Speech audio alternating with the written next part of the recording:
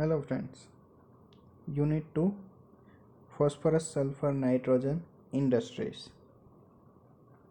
હવે લાસ્ટ લેક્ચર્સમાં આપણે છે ને સલ્ફર અને નાઇટ્રોજન ઇન્ડસ્ટ્રીઝ જોઈ, જેમાં આપણે સલ્ફરનું પ્રોડક્શન, સલ્ફ્યુરિક એસિડ જોયું, બરાબર છે, એમોનિયા જોયું, એમોનિયમ સલ્ફેટ જોયું, નાઇટ્રિક એસિડ જોયું. હવે આપણે ફોસ્ફરસ ઇન્ડસ્ટ્રીઝ જોવાની છે.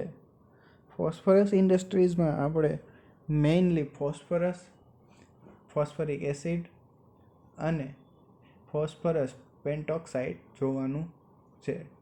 આ લેક્ચરમાં આપણે ફોસ્ફરસ અને ફોસ્ફરિક એસિડ ફોસ્ફરસ પેન્ટોક્સાઇડ જોશું. તો industrial production of elemental phosphorus. Introduction. તો સૌથી પહેલાં આપણે જોઈએ કે આપણને ફોસ્ફરસ કયા પ્રકારનો મળે છે, કેવો મળે છે, ક્યાંથી મળે છે. Phosphorus is basically in two forms. એટલે ફોસ્ફરસ આપણને બે ફોર્મમાં જોવા મળે છે. એક યલો ફોસ્ફરસ, બીજું red phosphorus.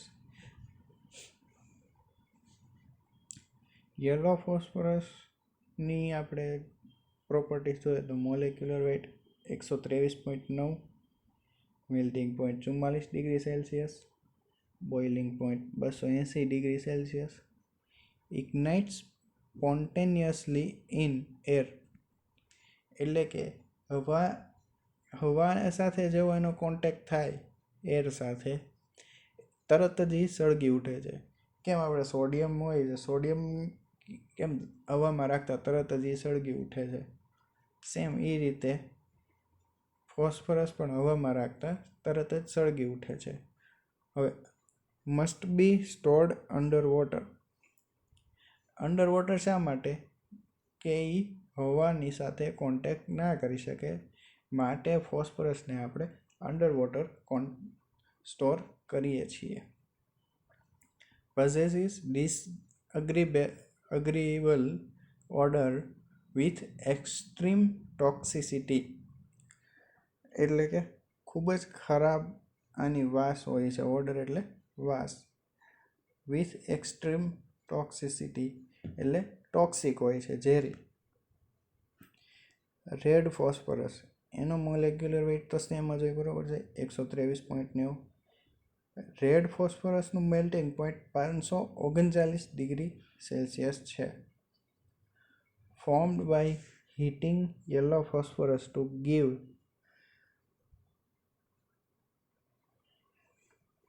higher degree of oxidation resistance and stability.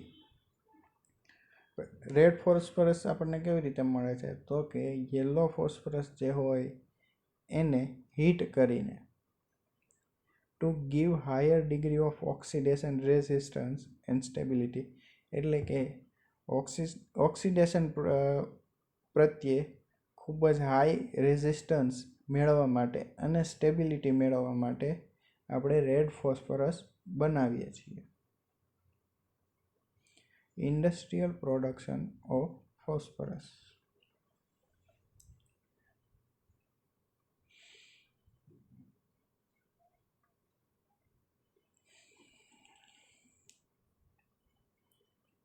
Phosphate rocks are used as raw materials for the production of elemental phosphorus. Elemental ફોસ્ફરસનું આપણે જ્યારે પ્રોડક્શન કરવાનું હોય ત્યારે એનું રો મટીરિયલ ફોસ્ફેટ રોક છે. ફોસ્ફેટ રોક્સને આપણે રો મટીરિયલ તરીકે અહીં યુઝ કરશું. Phosphate rock is ground mixed with a portion of the coke requirement, then sintered into nodules to obtain better electrical resistivity characteristics and to avoid entrainment of fines in the released P4 and co-vapors operation. ફોસ્ફરસને પહેલાં small પાર્ટિકલ્સમાં convert કરી phosphate રોકને સૌથી પહેલાં small પાર્ટિકલ્સમાં convert કરી નાખવામાં આવે છે અને એને થોડા કોક સાથે મિક્સ કરવામાં આવે છે. પછી સિન્ટર્ડ એટલે કે આપણે કેમ સુપડું હોય બરાબર, સુપડામાં અનાજ કેવી રીતના આમ ઉછાળીને ક્લીન કરતા હોય બરાબર છે, સેમ એ રીતના આમાં સિન્ટર્ડ કરવામાં આવે છે. સિન્ટરનું એક આખું અલગ ઇક્વિપમેન્ટ જ હોય છે બરાબર છે. To avoid entrainment of fines in the released P4 એટલે કે બહુ ઝીણી જે કોઈ પણ મતલબ રજ હોય દૂર કરવા માટે, જેથી P4 એટલે કે ફોસ્ફરસ જ્યારે રિલીઝ કરવામાં આવે ત્યારે એ પ્રોબ્લેમ ના કરે.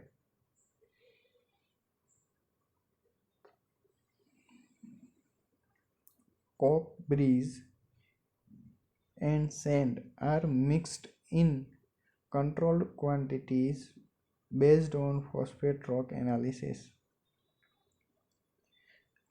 હવે સૌથી પહેલાં જ્યારે આપણે ફોસ્ફેટ રોકને રો મટીરિયલ તરીકે યુઝ કરતા હોઈએ ત્યારે પહેલાં એનું એનાલિસિસ કરવામાં આવે છે કે એમાં કઈ રીતનો ફોસ્ફરસ અથવા બીજા કોઈ પણ એલિમેન્ટ્સ છે જે બરાબર છે.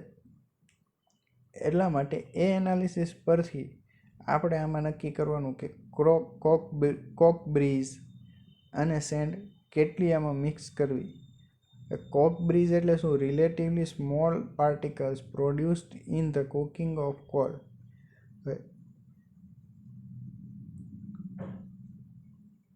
કોલના કુકિંગ વખતે જે સ્મોલ પાર્ટિકલ્સ પ્રોડ્યુસ થયા હોય બરાબર, એને કોક બ્રીઝ કહેવાય.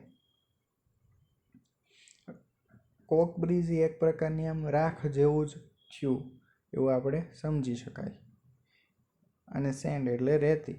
એ બંનેને આપણે કંટ્રોલ્ડ ક્વોન્ટિટીઝ એટલે કે આપણે ડિસાઇડેડ ક્વોન્ટિટીઝમાં એડ કરશું, જે આપણે ફોસ્ફેટ રોકના એનાલિસિસ ઉપરથી કાઢી હોય. The mixture is fed to the top shaft of the electric furnace.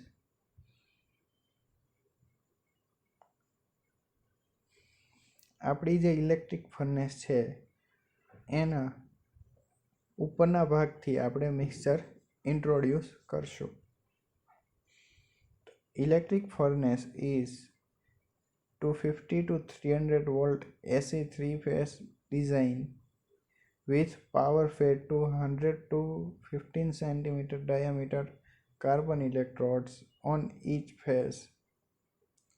The feed charge drops gradually into the fused section of the furnace at 1400 to 1450 degrees Celsius, where the reduction to elemental phosphorus takes place.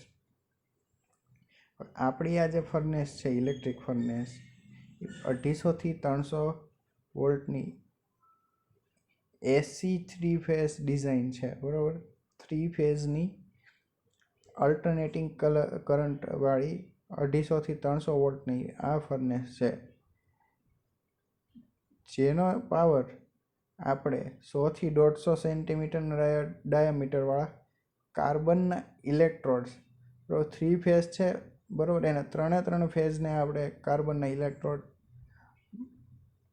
Charge pass કરશું. The feed charge drops gradually into the fused section. હવે આપણે જે mixture introduce કરવા છે એ mixture ધીમેથી આ સેક્શનમાં add કરીશું બરાબર. તો કેટલા ડિગ્રી સેલ્સિયસ છે?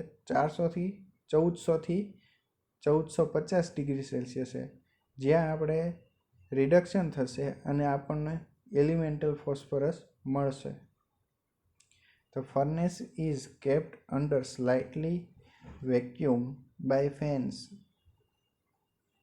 in the downstream end of the plant, so furnace gases move past an electrostatic precipitator to remove dust and then to a water-cooled condenser.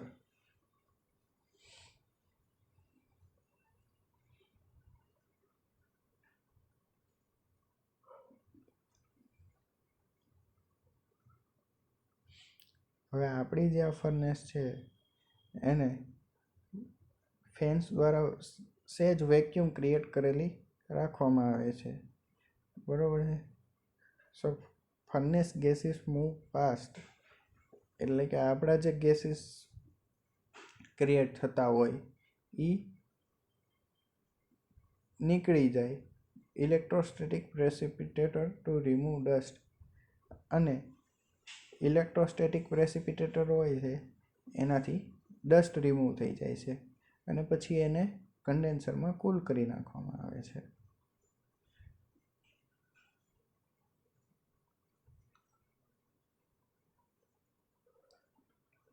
Liquid yellow phosphorus is collected under water for further process or shipping. હવે આ પ્રોસેસના એન્ડમાં આપણને yellow phosphorus મળશે, બરાબર છે. એને under water store કરવામાં આવે છે, એટલે પાણીની અંદર સ્ટોર કરવામાં આવે છે ફોર ફર્ધર પ્રોસેસ ઓર શિપિંગ, એટલે કે જો કોઈ આગળ પ્રક્રિયા કરવાની હોય તો એના માટે, અથવા તો એને પેક કરીને જરૂરિયાત પ્રમાણે શિપ કરવા માટે.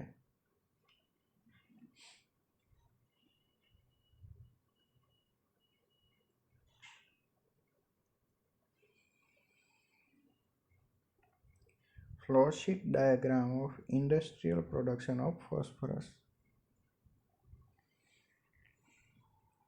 હવે સૌથી પહેલો ફોસ્ફેટ રોકને આપણે ગ્રાઇન્ડરમાં ઇન્ટ્રોડ્યુસ કરીએ છીએ, જ્યાં ગ્રાઇન્ડિંગની પ્રોસેસ થાય છે.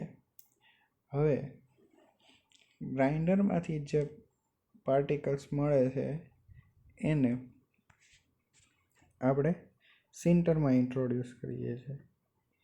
સિન્ટરમાં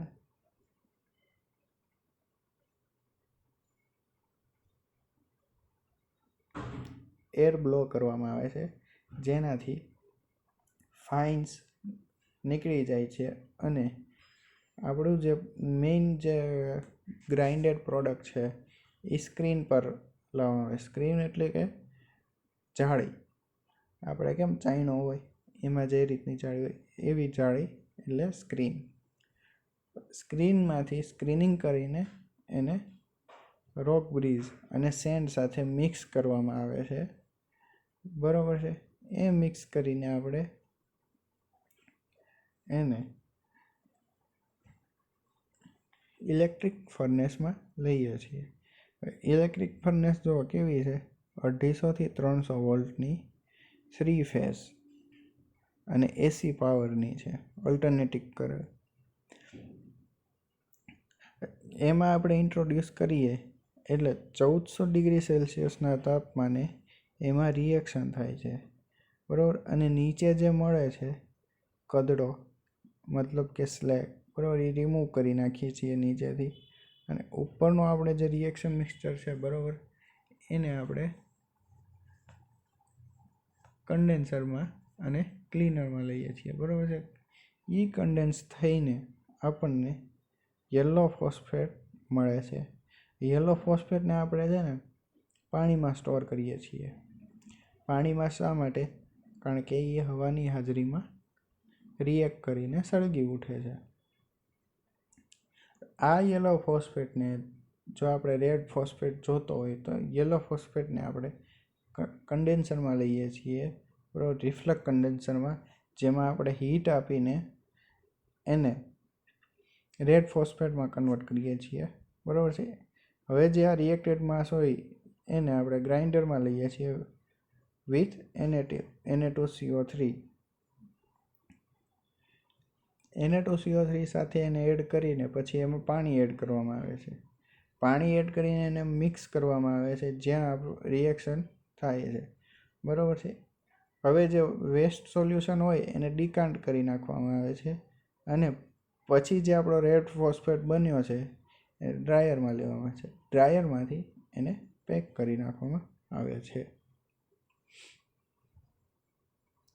industrial production of phosphorus pentoxide. Yellow phosphorus is used as raw material in the production of phosphorus pentoxide. હવે આપણને જે યલો ફોસ્ફરસ મળ્યો એને આપણે રો મટીરિયલ તરીકે ઉપયોગ કરીએ છીએ ફોસ્ફરસ પેન્ટોક્સાઇડના મેન્યુફેક્ચરિંગમાં.